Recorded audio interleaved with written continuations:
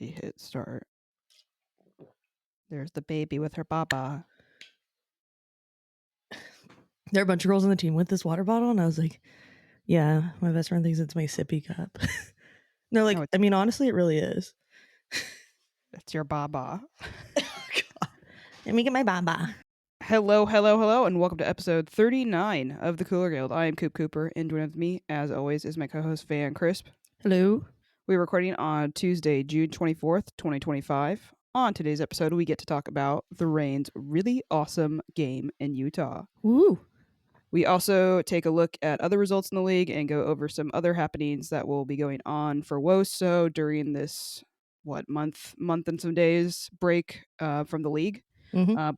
But first, some housekeeping. The Cooler Guild is part of the Sound at Heart podcast network. You can either listen to us on their public feed or, if you're a Sound at Heart subscriber, on the private unified feed with the other podcasts on the network.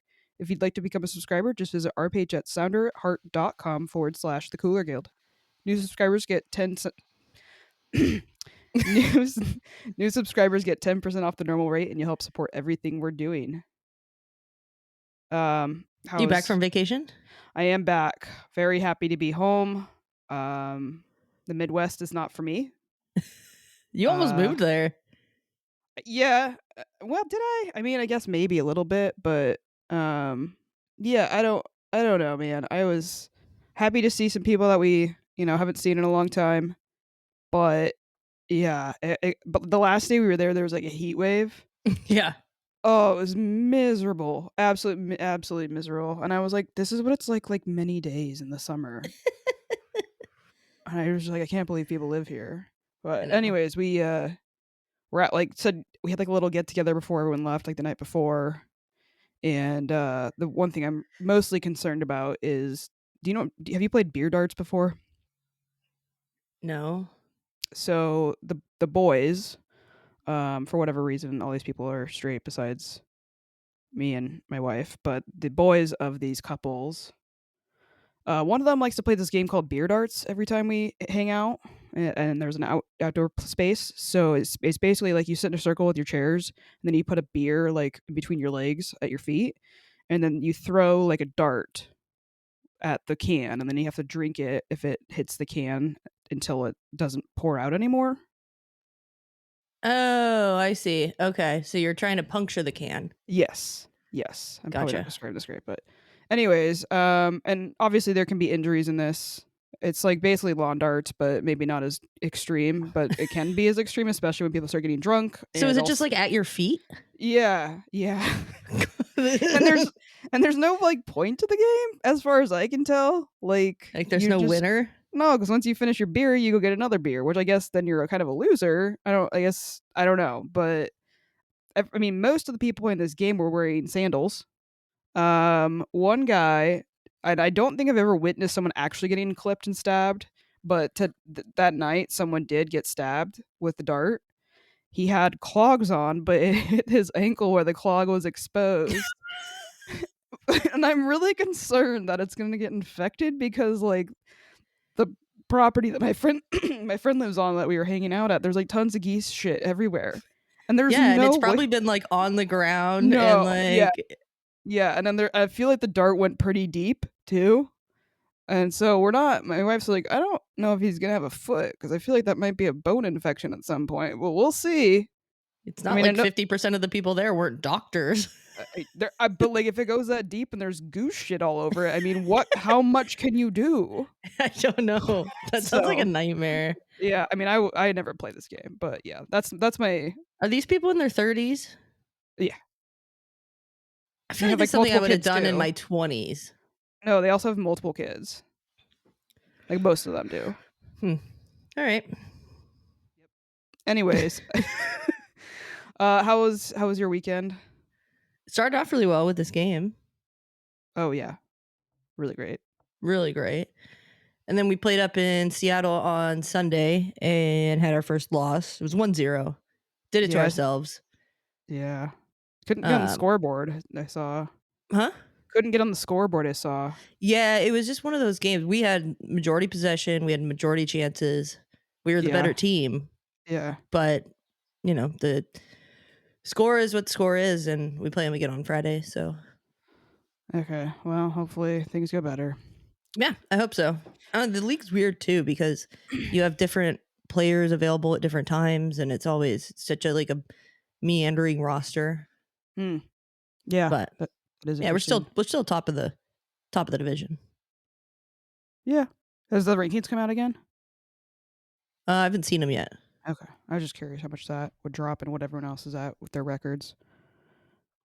Anyways, we got a really great game to get into. Yeah, we do. Do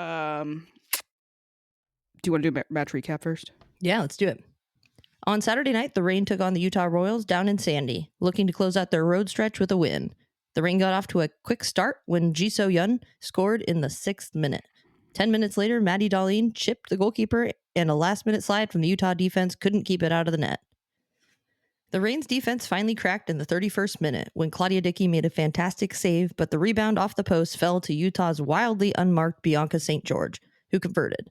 In the 66th minute, G slotted Emery Adames into the box and she tacked on the Reign's 3rd goal. Finally, in extra time, Coco was taken down in the box and Emery Adames put the PK in the back of the net to secure herself a brace. Thanks to this victory, the Reign finished the match week in 6th place. Not just the match week, but halfway through the season, 6th place. Yeah. That's pretty great. I hoped that we would be here. Yeah. We were full of hope. We always have been.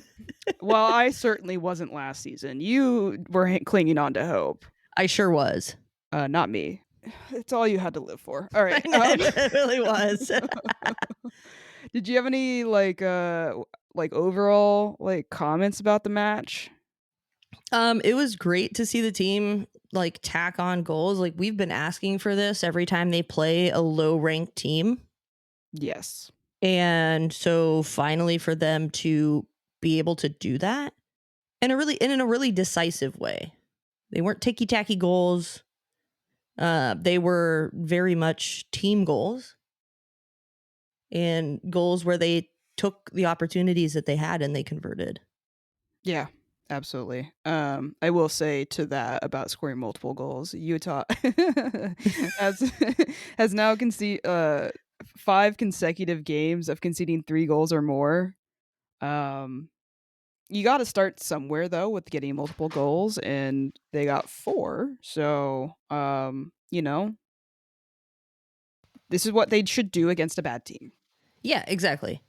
You don't play down to their level because it was getting really physical. Mm-hmm. Which I'll talk about in a bit. But yeah, for me, it just felt like we finally saw the team, even though up to 0, it comes back down to 1. Yeah. It felt like we were finally seeing the team take advantage of a worse team. Yeah, definitely. Notable stats. Reign are now unbeaten in their last 5 away matches, earning 14 out of 21 possible points. I would like to be as good at home. Yeah, that's what I was thinking. I mean, it's great to play well on the road. You have to do that to be able to advance, but at the same time, we gotta find a way to play well at home. Mm-hmm. I was hoping we would still get the grass for the Reign by the time they get back playing, but it sounds like they're tearing it out, which Of course they are. Thank you, whoever made that decision, even though they're having the fucking World Cup there next year. Reign have also not allowed a goal after the 75th minute this season. Big change from last year. Yeah. Yeah. Big change from last season, which is great.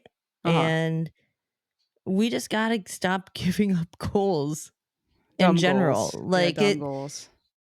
Dumb goals and kind of falling back into that just defensive mishaps. Mm-hmm. And I think that the team possibly was just so confident in the defense because of the performance in the first part of the season that maybe they took their foot off the gas a little bit. But giving up 1 goal is fine. You win the game. That's really all that matters. That's right. It did. It is Unless all it that stays matters. this close in the table, and then your goal differential does matter. Yeah, we need to pad it up a little bit because we're not. I don't think we're doing too. We're not remarkable on the goal differential, which the standings are tight. They're very So tight. We're 1 point out of fifth place. yeah, yeah. It's we're setting everything up for a really exciting second half of the season, and I this. don't want it to be exciting for us though. Like I want us to decisively have a playoff spot and not wait till the last game or two. Yeah, I think that's doable. I don't see any reason why. I mean, like they're gonna have a really nice long break. They're gonna get to kind of re-energize and regroup, and kind of get some much deserved time to themselves. At least some of them will be, because I know a lot of people are gonna be going away with some other stuff, but we'll talk about that later too. Other notable stat I wanted to point out was, well, I guess you kind of added the first rain game that they've scored more than 2 goals this season. The part that I want to tack onto that, though, is Theo Lloyd Hughes had pulled up the stat that the Reign have scored 4 goals in an NWSL game for the first time since May 27th, 2023.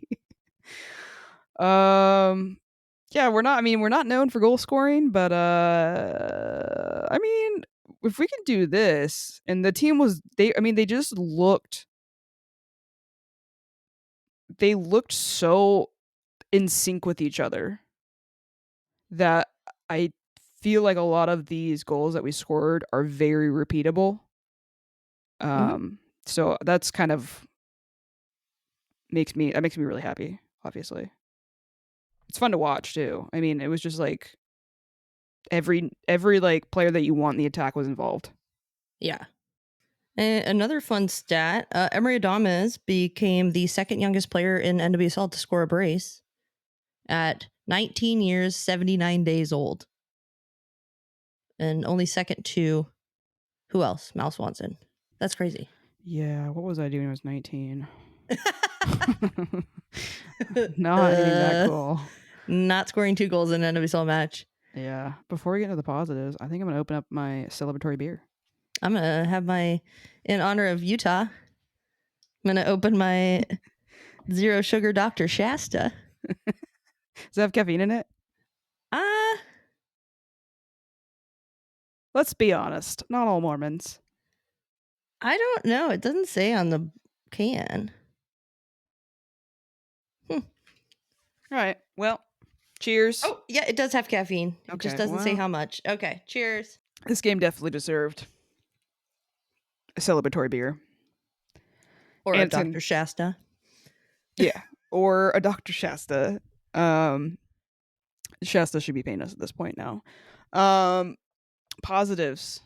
We don't have many listed, but I just feel like when you score 4 goals, it kind of speaks for itself to some extent. And I think the positives are just so broad Sure. because there's so many things that you could pick out, right? Mm-hmm. Mm-hmm. So we can talk about how wonderful it was to watch the game, Mm-hmm. and that speaks for itself. You can talk about how defensively the team did what they had to do, minus a Mm-hmm. hiccup. And we don't have Dickie on here, but she was great. Mm-hmm.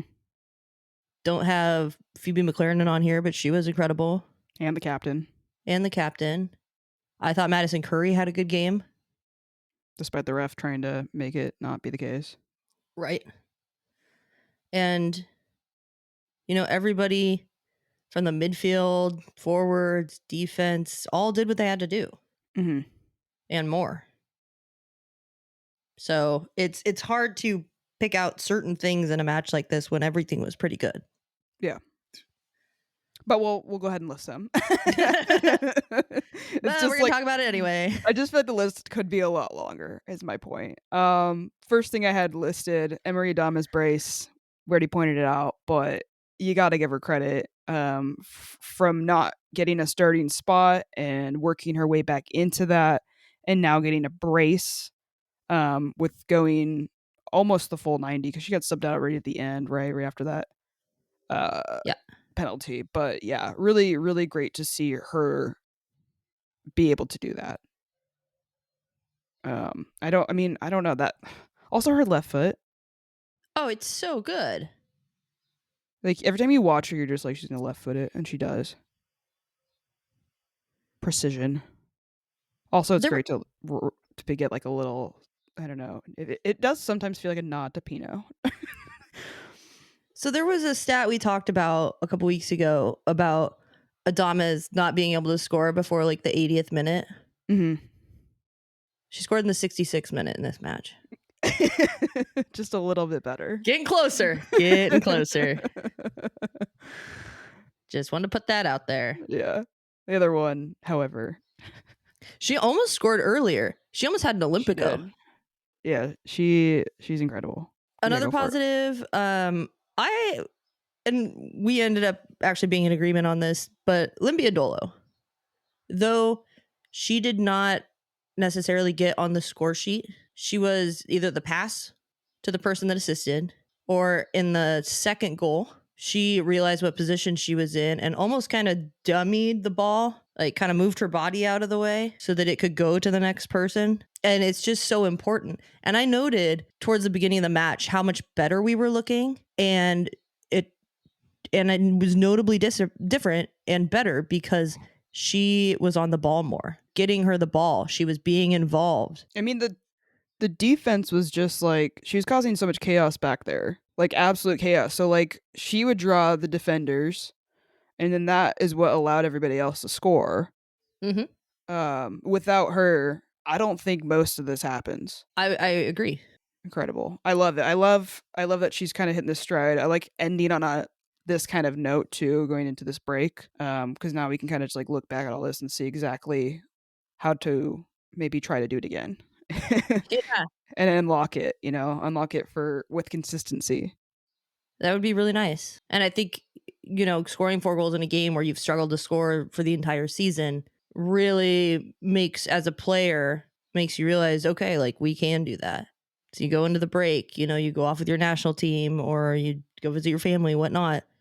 And you know that when you come back, there's going to be that expectation now. Which it didn't sound like that was going to be the case like a few games ago. Right. I remember being in the press conference and Laura saying, we might only win games by 1 goal, but the defense, is staying strong and yada, yada, yada. And it was like, okay, like it'd be really nice like not to eke out every single win we have though. Yeah. So this is really nice. And to be fair, it was against the worst team in the league. Yep, absolutely. It's not even close how bad they are. It's the situation in Utah, and I hope LA Sentinor gets out. They have 5 points. Oh no. That's bad. It's terrible. They have 5 points, and they're in 14th place, which is last place. And then the next team ahead of them is ahead of them by 1 point with 6 points is Chicago. Do you think playing with that jersey sponsor helps? Do you think it motivates you? That's all I'm saying. No. Anyways, other positive I wanted to point out, this is the last one I have listed. We might say some other ones. Laura Harvey telling G she wanted more from her, and G delivering. Absolutely delivering in this game. Ridiculous. Absolutely ridiculous how well she like found this chemistry with everybody. This is what we've been waiting to see. I didn't know if she still had it in her, to be honest. I think I guess she does. Yeah, it seems to me that she's kind of found her niche, right? She's a playmaker. She doesn't need to be running around doing everything. You've got Emery Adames up there and Sam Meza behind you. You got 2 little choo-choo trains running around. They're more like high-speed trains, but it allows her the freedom to sit in that pocket and be that third point of the triangle and be able to make these plays and get players through. And score a goal. And that move, that little fake that she did right before she took that shot, incredible. And that is just stuff that comes with being a veteran. And the good news is we have a lot of young people to watch that and learn from her. Any other positives you want to shout out? I'll say a positive, and it rolls into my first negative. Okay. Utah was extremely foul heavy. Oh, yeah. It was not being called.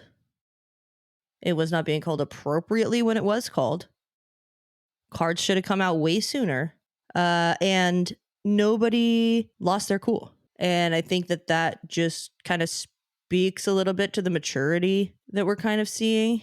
As I know last year when this was happening and they weren't playing very well, it was really easy for the team to get frustrated. Yeah. And that did not happen this game. Yeah, I could have easily seen McLernon getting a red in this game if this was last season and just Yeah. trying to like make up for any little thing that would go wrong in the back. And so rolling into the negative part, St. George should have had 2 yellows before she scored that goal. Yeah. 2 massive, just bodying and elbowing to the point where Phoebe McLaren ended up bleeding on the field. You don't do that to Phoebe. I will beat you up. Oh, the other one that I thought with the referee and that really pissed me off is Curry's yellow. We were talking about this in the Discord because everybody was kind of in agreement that there should have been multiple yellows and on Mazingo specifically too. Yeah, and I think it might have been Steve or Susie. Somebody was like, "Watch us get a yellow card for like a first time foul before they even get a card." And what happened? Exactly that. Yeah, Mazingo was being really physical. And Curry was up for it, I would say, but like it just kept happening to Curry over and over and over again with this same player, right? And eventually Curry kind of just fed up and kind of does the same physicality back, and the ref like calls it. Like despite like 3 seconds earlier, not even that like Mazingo should have gotten the yellow. Not a great game from the reffing's perspective. However, we still won. This happens a lot, and I would hope to think that it's unintentional, but referees a lot of the time will referee to the game. For instance, what I mean by that is, say you're up 3-0 and there was a big injury, so there should be like 6 minutes of added time. A lot of time you'll see 2 minutes tacked on just because the other team's not going to come back. Well, you don't do that. That's not the amount of time that was wasted in the game. And in a situation like this, you've got Seattle kind of running rampant, scoring goals. Yeah.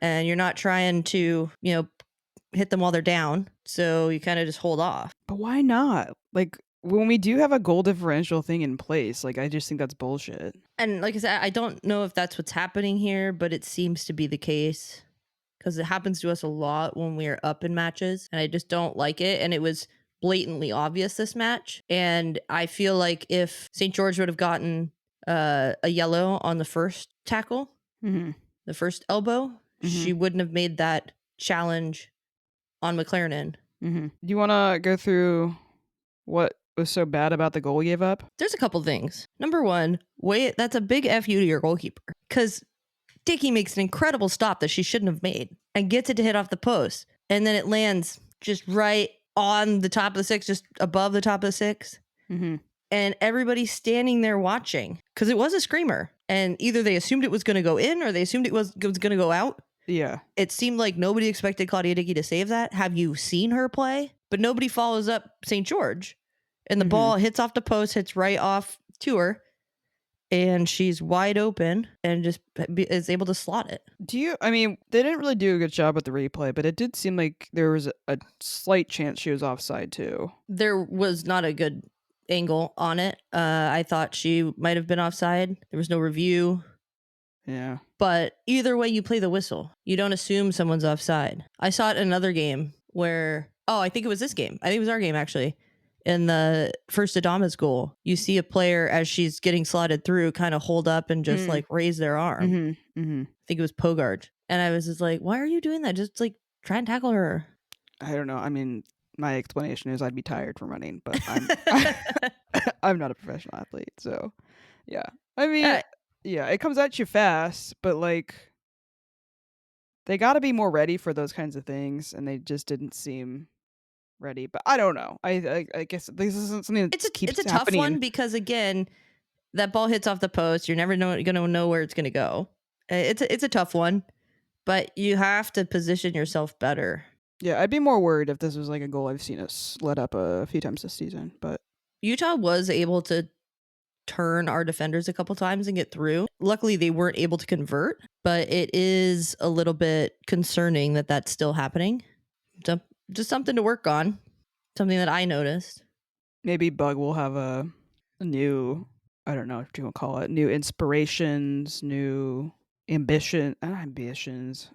She'll just, I feel like this call up to the U.S. Women's National Team, even if she gets a cap, the little things that we kind of seen her maybe getting a little cooked on sometimes. I think like her confidence back there will kind of be back to like the standard we've kind of expected from her. But I also know she's been running up forward and trying to make plays, so Mm-hmm. and she's been really good at that. Yeah, I want her to get like a dumb confidence. Yeah, sure. Like boost that Like, ego. like go talk to Olivia Moultrie. Well, wait a second. That's undeserving confidence, I but was like, I'm talking about she didn't grow up with a MLM full mom. an MLM mom with a full size soccer field in her backyard. No. At least as far as I know. Do you want to roll into the post match presser notes? Sure. They had brought on Darlene and Adames, which was kind of fun because it seems like they've been pairing it up with like a rookie and a vet in these victory ones. So you got to kind of see the kids run the show. I guess Darlene's almost 21, but Adames talked about the hunger that they have now that she maybe didn't feel like the team had in the beginning. That seemed like it was mostly in regards to like the attack. Yeah. Which is really cool to hear because I definitely think we're seeing that, and I want more, and it seems like they want more.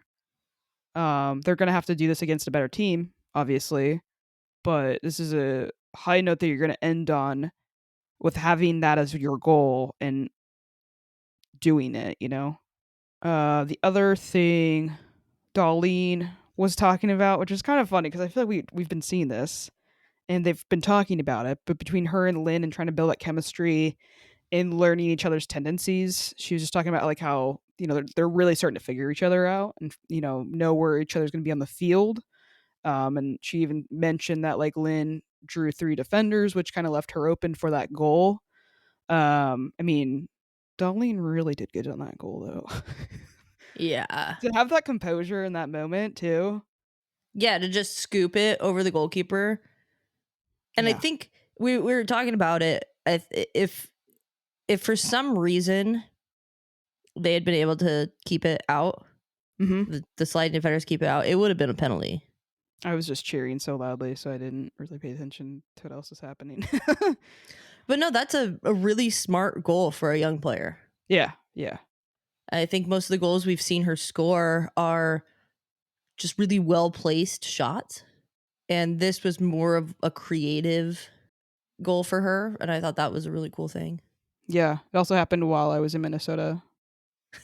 So to see a Minnesotan score while I was in Minnesota, I was like trying to get the people who were from Minnesota like hyped up about it. Most of them were outside, but I stayed inside watching the game. Priorities. But yeah, I'm a huge fan of hers and the way she plays.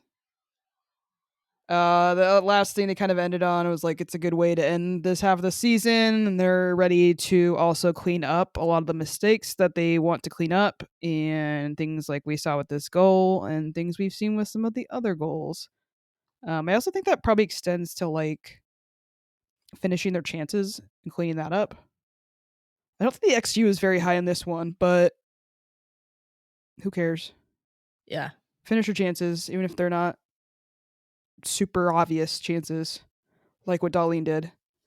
Yeah, and just putting the ball into dangerous areas creates so many chances for us. Mm-hmm. Like that's how G's first goal came about. Ball was played to the far post. Darlene got her head to it. Yeah.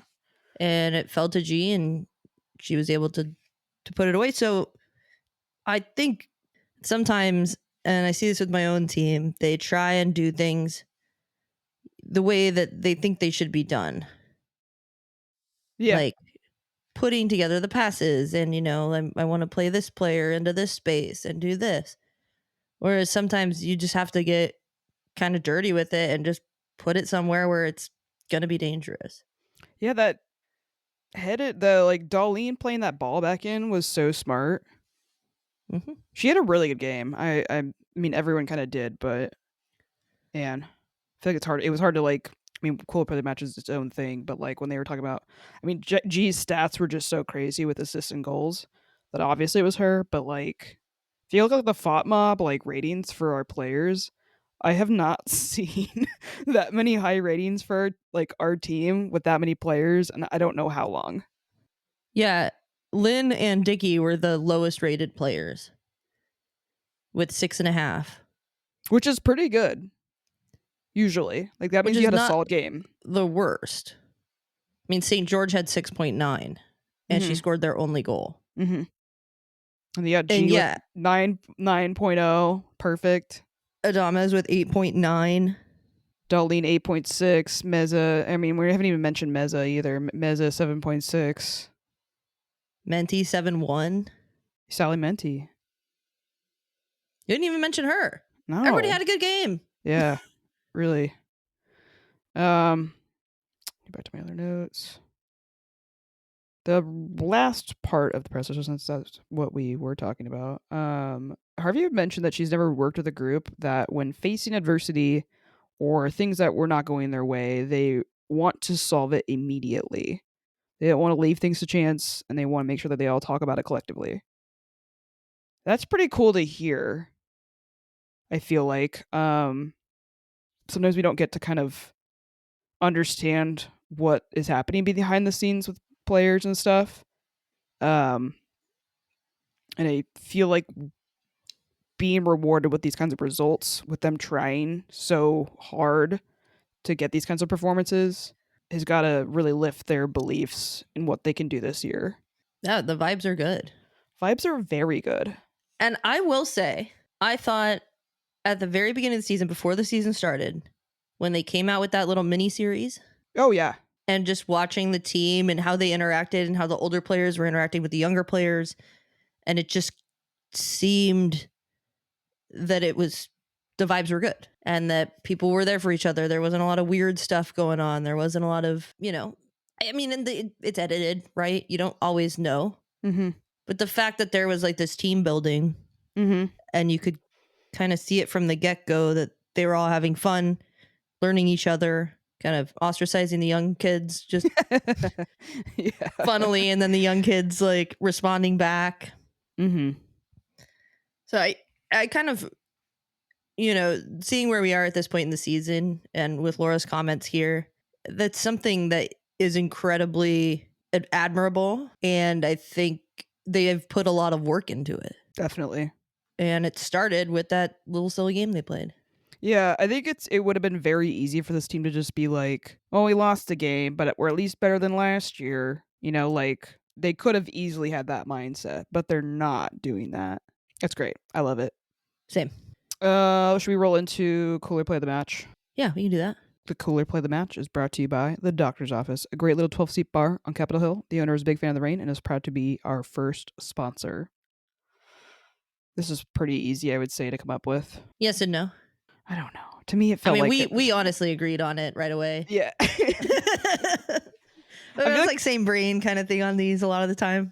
I will say maybe I had some you look at the stat sheets and everything, because this is what I was thinking beforehand, and then I kind of like sometimes want a little bit of like backing statistics wise to confirm what I believe is the case, and the stats aren't there for who we gave this to, but Laura Harvey does agree, and I also saw in the presser with Darlene and Adames, they also pointed out this player, so I guess we chose correctly. And this week we're giving the Cooler Player of the Match to Lynn Biondolo. Yay, Lynn! Is this her first Cooler Player of the Match? I think there's a very good chance of that. Let me pull up the Cooler Player of the Match Hall of Fame. This, really official document. really official document. Yeah, it seems. I mean, I'm not updated on it for like 3 episodes, but I know we haven't given it to her recently. So yeah, this is Lynn's first Cooler Player of the Match. I would say this performance is the spirit of Cooler Player of the Match for sure. For sure, yeah. So because congrats, Lynn. I'm definitely not a stats nerd. I can be, and it's kind of a problem. But You can be, but I think when sometimes stats nerd notices a player having a really good match and then looks at the stats and thinks, oh, wasn't there in yeah, that wasn't way, there. at least. And then me watching it, I'm like, oh my God, she was involved so much. Yeah. Yeah. And hey, doesn't seem like the stats were even up anyways for the Reigns media thing. So I know. You said that and I was like, seriously? It's been many days. Yeah, I don't know if Ryan went on vacation or something, but yeah, maybe Ryan went on vacation. I don't know. We went on some vibes, and I think that's a good thing. Yeah. Thanks again to our sponsor, the Doctor's Office. Check out their Instagram at TDO Seattle, or better yet, go drink there in person. Cheers. Cheers. Lots going on. We'll talk about the NWSL results first, because there's a lot of exciting stuff happening with this month off. Definitely. Big match weekend. Started out with Angel City at Kansas City, and Kansas City wins 1-0. Could have been a lot different. Alyssa Thompson had a PK that was saved by Lorena. Was it a good shot? I didn't get to see a lot of stuff because I was out of town. No, it wasn't great. Okay. I mean, she went the right way. She had to choose. But it wasn't like tucked into the corner fully. It wasn't tucked into the corner, but no, she was able to pop it up and over. Okay. And then the goal came because Chewinga had a breakaway and her shot was stopped by Angel City's goalkeeper Anderson. Mm-hmm. Great stop. But again, Bia got the rebound and scored. So that game could have been a lot different, and we play Angel City in the next match. So this one for me was something to look out for. Makes sense. Yeah. The next match was Louisville against Orlando. Louisville, 2-0 win. Yeah, surprise. Super surprised. Very surprising.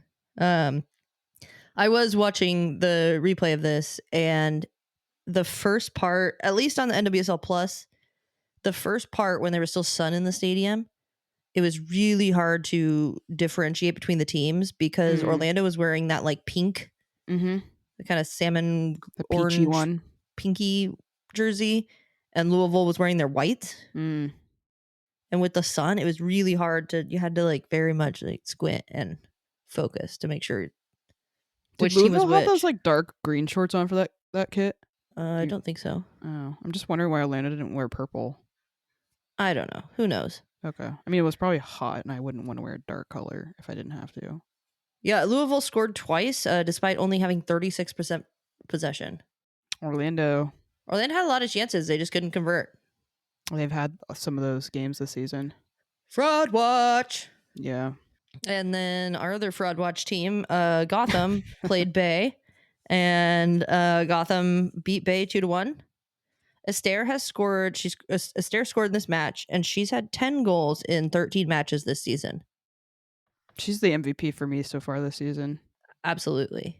And Jace scored. And the announcers were not watching the match.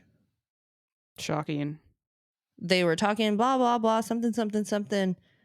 Ball gets played over. Jace gets to it, scores, and they're just like, blah, blah, blah, Jace. And then it's just like silence and like no enthusiasm. It was terrible. Go watch the replay. It is awful. There needs to be a like company, I don't know what you want to call it, but they need to have a meeting with all of these commentators in this month off. And tell maybe them maybe like a mini boot camp. Something. Something where they're watching something, but then they have to also do something else, but make sure they're focused on the correct thing. I don't know. I'll brainstorm some ideas and email them over to the NWSL. I am doing the play-by-play for my team's game on Friday, and I will like to point out that I am not a professional. I was like, you're about to fucking eat your words with all the shit we've been talking. I'm not getting paid to do this. This is not my profession. I don't claim to be good at it. I do not claim to be good at play-by-play. So I'm gonna go listen to it and critique you. Do not come at me. Or Mike Watts is coming for you. Should I see how many dumb like Tegan and Sarah lyrics I can put fuck yeah. Now we're talking. Anyway, on to the next match. North Carolina played Houston. North Carolina won 2-1. Jane Campbell started again for Houston. which is there an turns out, injury? I don't know. There was just a change of starters again. Okay. And I only watched the extended highlights from this match, and in it she made at least 2 really big saves. They still lost, but it could have been worse. Okay. Houston scored in the first minute as well. So it started off, but in the 69th minute, there was a second. Yeah, nice. There was a second yellow card given to one of the Houston players. And so they went down to 10 in the 69th minute with that red card. So 2 minutes later, Jaden Ska. I'm starting to stop music for you.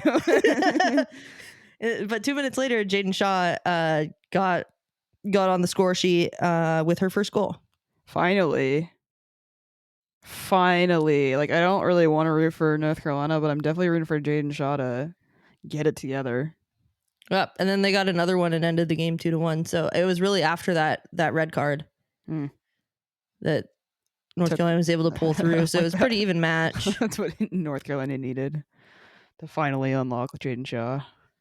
The next game, Portland, Chicago. Portland still very much living up to the boring FC title. The highlights from this match were just awful because they have to make them like 8.5 minutes long or something, and there weren't a lot. Yeah. But Torden scored in the 59th minute, actually a really great shot, and they beat Chicago 1-0. She's doing good. Yeah, rookie season. She's playing really well. And then the Sunday game was San Diego against Washington Spirit. And that was a 0-0 draw. I don't think we need to talk about any highlights from that, obviously. The thing I wanted to highlight about that the teams involved in that was San Diego is retiring Alex Morgan's number, and I don't get it. I've already mentioned before when we talked about Rapinoe's number getting retired last year that I don't really believe in numbers getting retired, especially in soccer. Unless like you have like a crazy number like 87 or something stupid. Like Bradley Wright Phillips, like remember his number? Like that kind of made sense and he was also a legend. And yes, Alex Morgan is a legend, but is she a legend for San Diego? She played 3 seasons there, retired partway through one of those. I think she had 22 goals with them or something like that. But like I don't get it. And now nobody's going to wear the number 13 ever again for San Diego. And I will counterpoint this. I get it. I mean, in her day and when they were bringing that team to San Diego, having her as the face of that team brought people in. I don't care. And now she's a part owner of the club. You're not selling me.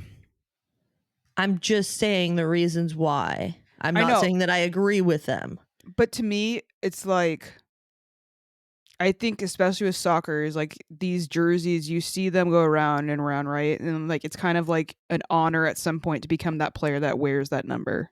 And I will also say, like, Rapinoe getting her number retired, she was with this club for how long? And she also did like so much important work for activism and stuff like that like that's where the bar is for me for retiring a jersey.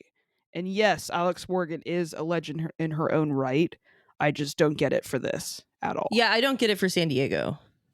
They're clinging on to it. I wonder, because sometimes there's a rule about like you can't order a jersey from a player that's like retired. But like if the number's retired, I think that they allow people to keep buying those jerseys perhaps. Maybe this will help their sales. I'm not sure. Because if that's the case, then I guess sure. But like I still like very much believe in like people should earn those kinds of numbers for those jerseys. Is there an NWSL Hall of Fame? Because I feel like that would be the proper. I know there's US Soccer Hall of Fame, but the NWSL doesn't have one. Probably not yet. But yeah, that would be the place to me that would be totally appropriate for it. Right. And they could even like San Diego could have done like a like what the Seahawks or whoever the fuck do like Ring of Honor kind of thing, where they don't retire it, but at least the name's still up in your stadium, so you can give the credit how you want to. and Yeah. it's at least not this this kind of crazy thing of retiring the whole number. I don't agree with it. But whatever. San Diego's always doing wild stuff. They are.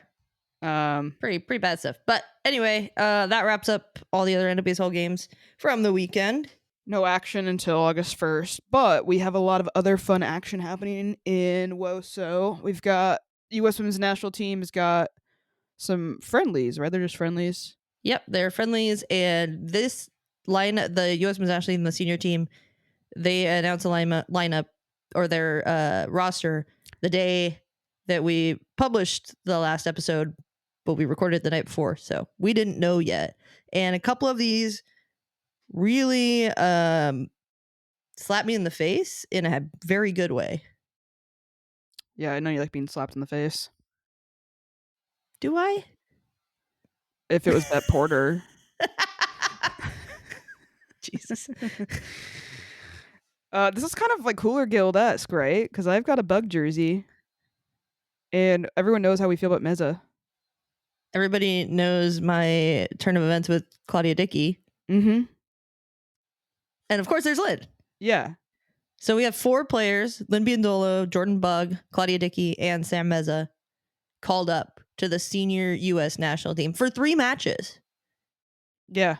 And none of the European players, I think there's maybe a couple lingering from, like Naomi Germer's got called up because she was kind of going I think she's the only one. Okay, so this is like a NWSL heavy roster, and there will definitely be a lot of rotation. Mm-hmm. But we may possibly get the dream scenario we have been talking about, which is a center back pairing of Jordan Bug and Naomi Germa. Ooh, the future. Let them cook. Let them cook. I don't see why you wouldn't start Bug at some point in these 3 matches. I saw the pictures today that they put out with Meza and training and stuff, and it just looked right. It just looked totally right with her with all the US, soccer stuff on, and she's my Captain America. I guess me too. Yeah, I'm excited. Very, very excited. The games that they got coming up. I will say this. I was thinking about another iconic pairing that could happen. What's that? Sam Meza. Uh-huh. I'm drawing a blank. Well, then this isn't iconic. This is... fucking what's-her-face that should be playing the 6, but they have her in the back line. Sonnet? Sonnet, yeah. Yeah, Sonnet and Meza could be cooking together for sure. You know what I mean? To me, it just feels like... I mean, I guess if Bug's there, they could put Sonnet back where she should be. Just saying. Yeah, I don't hate it. I'll go ahead and email to Coach. Emma. Yeah, I'll hit up Emma. Hey, have you thought about this? Anyways, the games that they got coming up: U.S. Women's National Team versus Republic of Ireland. Speaking of Republic of Ireland, guess who I ran into today? I guess you already know. Sinead Fairley. How's that how you pronounce her last name? Fairley. Yeah, ran into her. Kind of funny. I was like, oh yeah, and then we're playing Ireland. Did you say hi to her? No, it was like too fast. Like I clocked her. I was like, that looks like her. I'm pretty sure that was her. And I was like in my running clothes and had my dog. And then I hadn't run yet, so I didn't look like absolute dog shit. I didn't look great. But she was like walking the opposite direction in the like sidewalk. So like by the time she was gone, it was like it would be weird if I ran and tried to like say, hey, you're cool. Awkward. Okay. What the fuck would I say? Anyways, so they got 2 games against Republic of Ireland, Thursday, June 26th, 6 p.m. on TBS, Sunday, June 29th at noon on Peacock. I think this one's on Peacock. This was kind of a struggle.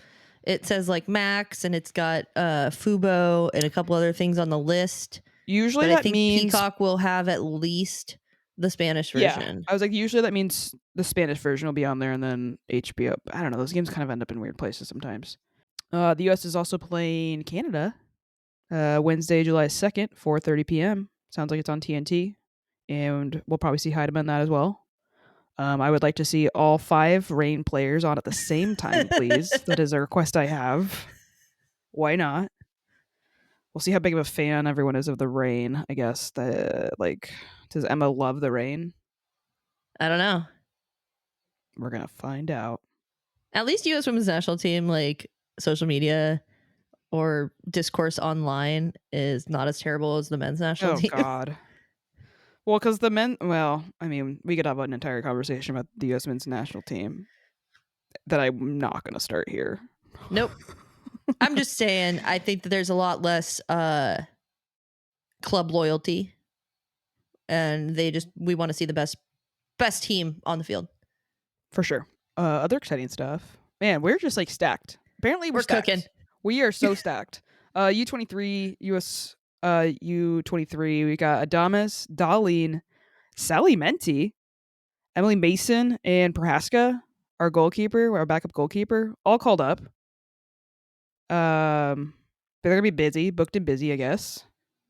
All these players, you know, I mean, I guess they're gonna go home at some point and relax. I don't think it's gonna be constant, but and then also they announced today that McCammon was also called up for the U19 squad.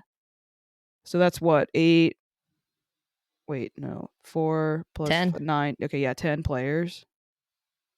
Not bad. People, I feel like there was fans who always complain about how we didn't have national team representation enough on this team. We joked about it, but never seriously. I saw people complain about it though, and maybe it was yeah. valid. I mean, it was hard because for a while, I mean, they were just such staples that we had, you know.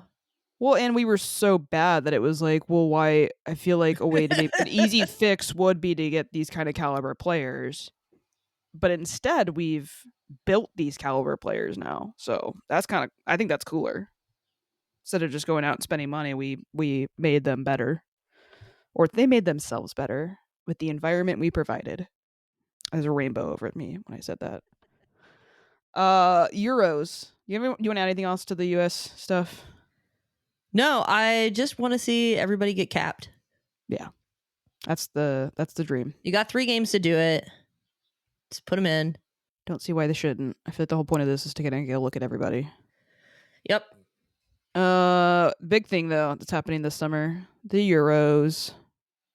I feel like Coop put in their show notes here. She's got a full lineup of our players playing, the teams that they play for, those players and their teams, who they're playing, and what network it's on at what time. I feel like we should post this on social media. Yeah, that's a good idea. Just to have like a watch list for rain players in the Euros. Yeah, I can make a little graphic instead of my show notes. Because I've got the streaming networks that they're supposed to be on as well listed, and I think that would probably be very helpful for people. Because then you can also go watch those games at your favorite bar. So you can we used to do at 9 a.m. on a Saturday. It's like we only got one 9 a.m. game though, for at least the players on our team. Yeah. So we got Wales. We got players playing for the Welsh national team, and we've got one Swiss player. And then I'll post all these things so we don't just list them off. Which is just kind of cool. I didn't know that Switzerland was hosting the tournament. AMC is called up for that, and their first game is Wednesday, July 2nd at noon. Fox Network. They're playing Norway. Is that Fox Sports Network? It just said Fox Network. So I did figure it out. You will be able to watch that match on Fox 13. Oh, sick. On local TV. It's also, I think, in Spanish on TUDN. Nice. And there will be a replay on Fox Sports 1. So, yeah. Okay. Anyways. So I guess Fox means Channel 13. Great for Washington people. Man, the Wales is so like, they got it rough. They got a group of death. I don't see any scenario of them getting out of this. I mean, I guess France can sometimes just flop. And there's some weird call-ups or non-calls up for France. Okay. So that's going to be kind of a different looking squad. Okay. But we get to see Fishlock on a huge stage. Yeah. And that's at going to the be Euros. Cool. That'll be cool no matter what. I can't imagine how long she has wanted this. Oh, yeah. Yeah. I mean, I'm going to assume it's the only reason she's still going. Yeah, probably. I don't mind. Are you excited about the Euros? I am excited about the Euros. Honestly, I really enjoy some of the personalities on the England team. I know. Mainly Elatoon. I know. I feel like you have a lot of people that you really enjoy in England. It's true. I don't know who I'm rooting for. It's not England. Wales. I mean, obviously. Yeah, but a realistic pick? I don't know who that is. I usually Yeah. figure it out while I'm watching the tournament, though, because I don't really have any strong feelings about these European teams. Yeah, I usually like find one player that I've really enjoyed watching. Yeah. Like in the World Cup, for me, that was Linda Caicedo.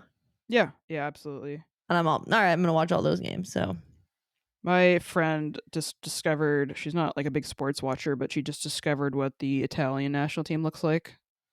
the men's national team? No, the women's national Oh. team. And she's just like, I'm going to watch the Euros this summer because of the Italian. And I was like, okay. And then she sent me a photo of like them coming out of the team bus or something. I was like, okay, I get it. I saw it.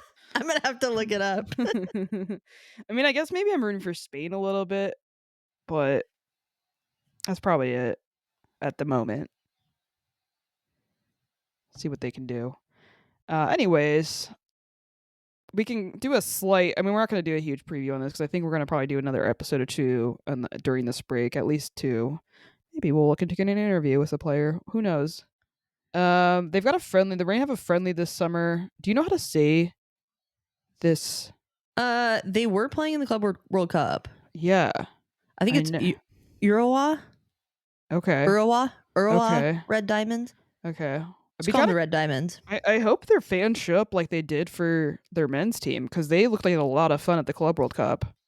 I know, that was incredible. They kept showing them behind and they were trying to come back. They were down, but the fans behind the goal just in the normal ECS section just absolutely going off. Yeah. Kind of fun that they're going to play them. I wonder, it was probably somewhat intentional. Anyways, they're playing Sunday, July 20th at Lumen Field, 1 p.m. That'll be a nice little Sunday match. If you've got nothing else going on, I don't see why not. You just show up and hang out. Then the next game the Rain have back at home, that's an actual competitive match.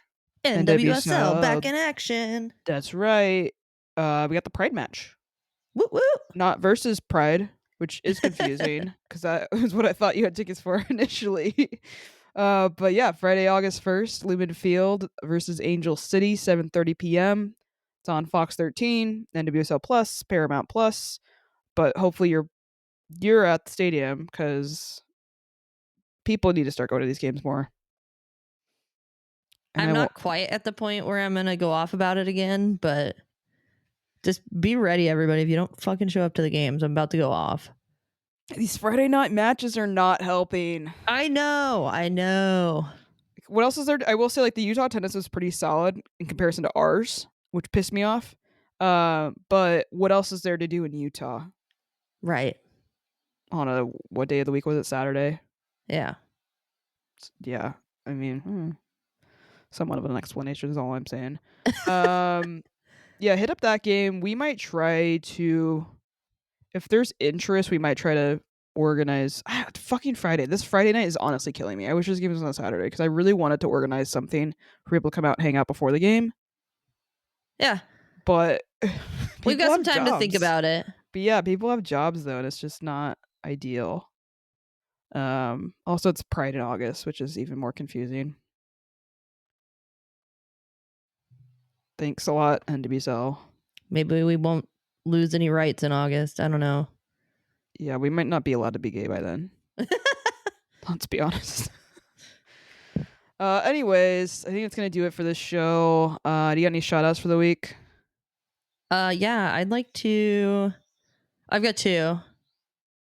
Number one, I'd like to shout out my mom's new kitten she got yesterday.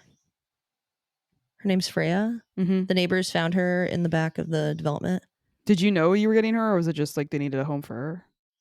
My mom said she was going to go look at some kittens the day before, and I went into work the next day, and I was thinking about it, and I told my coworker, I was like, my mom said she's going to go look at some kittens today, and that has always, in my entire life, meant she's coming home with one.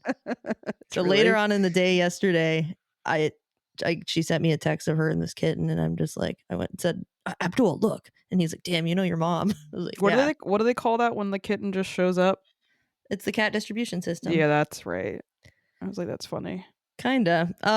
Yeah, and second shout out to one of my players, Lawson Willis. Shout out Lawson. I was telling her about the podcast. She's like, maybe I'll listen to it. And I was like, I'll talk about you. Great.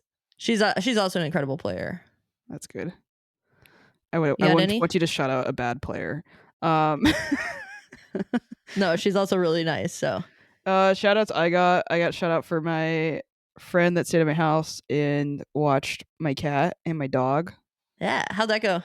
Sounds like she had a great time. My friend was like booked and busy like when she was here. She's like one of those people that makes friends with like anybody she meets kind of thing. And so she like went to some like city council stuff to like help with, I don't know, getting ideas for where she lives and stuff. Because she lives in like a kind of small town as well. And then she was supposed to go like shooting with my tattoo artist. Because like my tattoo artist like is like a hunter. She like hunts ducks, and so she like was trying to sell one of her clay, things. And she was just like, "Oh, like maybe I'll buy it, or maybe I'm interested in buying it." She's like, "Well, why don't we just go test it out and hang out?" But then the weather was really shitty. But my friend was like, "Oh yeah, I think we're going shooting." And I was just like, "How is like my friend like?" She's made like more friends because she was also told me she left her pizza at the brewery, and then she like texted the person that like she talked to while she was there and was like, how "Oh, did she have their number? I don't know," but she's made more friends in like a week being here than like I have in like 2.5 years or 2 years. I have more friends now, but like it was crazy. I was just like, "What the fuck?" She like went to like a knitting thing. Anyways, she took care of my cat and he seemed really happy and she was snuggling him a lot, and my dog also did really well. So that was nice. I think that's about it. You can always follow us on social media. Do we need to plug it every time still? Yeah. Okay. Bluesky, Instagram, Cooler Guild Pod. You can send us an email. We love an email. The Cooler Guild at gmail.com. You can also visit us on our main page, sounderheart.com/the Cooler Guild. We're on YouTube, youtube.com/at the Cooler Guild. Wherever you're listening, please go rate 5 stars. Till next time, I'm Coop. I'm Van. Stay cool, y'all. Stay cool, y'all. Finger guns. Pew, pew, pew.